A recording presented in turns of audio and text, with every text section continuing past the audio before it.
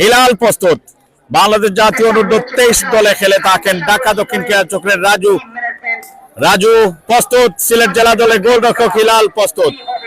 Raju penalty নেওয়ার জন্য run up নিচ্ছেন বাংলাদেশ জাতীয় অনূর্ধ্ব-23 দলের ফুটবলার। গোল করতে ব্যর্থ হলেন, গোল করতে ব্যর্থ হলেন।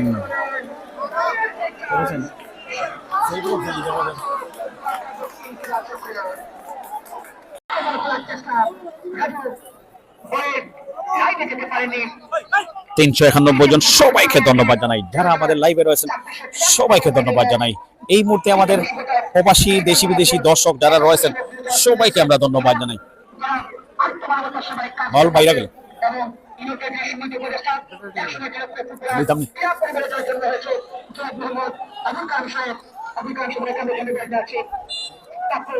বুঝলা বুঝলি।